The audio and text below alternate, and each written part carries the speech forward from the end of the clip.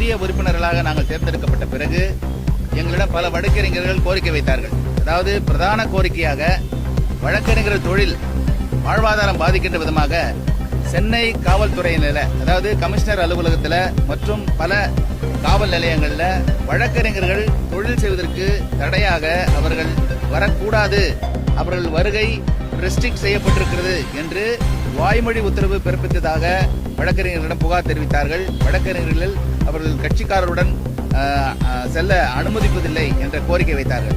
இதை பரிசீலனை செய்து மாண்புமிகு தலைமை நீதிபதி அவர்களை நாங்கள் தேர்ந்தெடுக்கப்பட்ட மறுதினமே அவரிடம் சென்று முறையிட்டோம்.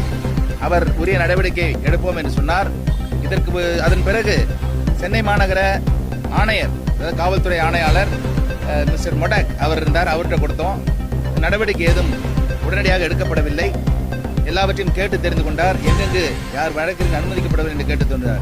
இன்றைக்கு மீண்டுமாக புதிதாக நியமிக்கப்பட்ட சென்னை மாநகர பெருநகர காவல் ஆணையாளர் திரு அமல்ராஜ் அவர்களை சந்தித்தோம். மிக மகிழ்ச்சியாக இருக்கிறது. உடனடியாக வழக்கறிஞருடைய கஷ்டத்தை புரிந்து கொண்டார். நாங்கள் சொன்னோம், இதை போல வாய்மொழி உத்தரவு தான், எந்த விதமான எழுத்துப்பூர்வமான உத்தரவும் இல்லை. வழக்கறிஞர்கள் தொழில் செய்வதற்கு யாரும் தடை விதிக்க முடியாது, சட்டம் அப்படி சொல்லுகிறது.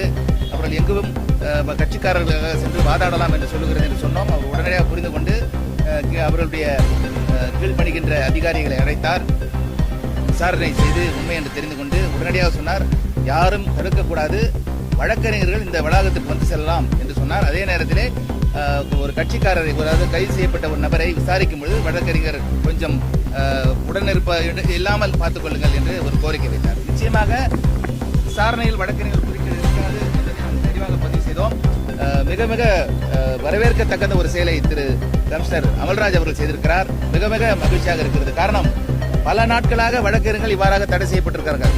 இது தமிழகம் முழுவதும் உள்ளதாக அறிகிறோம். விரைவிலே தமிழகம் முழுவதும் ஒரு சுற்றறிக்கையோ அல்லது வாய்மொழி உத்தரவோ தகுந்த உயரதிகாரிகள் பிறப்பிக்க வேண்டும். எப்படி சென்னை மாநகரிலே ஆணையாளர் அவர்கள் பிறப்பித்திருக்கிறாரோ அதே போல ஆவடி சரகத்திலும் சரி, தாம்பரம் சரகத்திலும் சரி, நிச்சயமாக அந்தந்த சம்பந்தப்பட்ட காவல் ஆணையாளர்கள் அதை தெரிவிக்க வேண்டும். வழக்கறிஞர்கள் தங்கு தடையின்றி தொழில் செய்ய வேண்டும் என்பதை நாங்கள் வலியுறுத்துவோம்.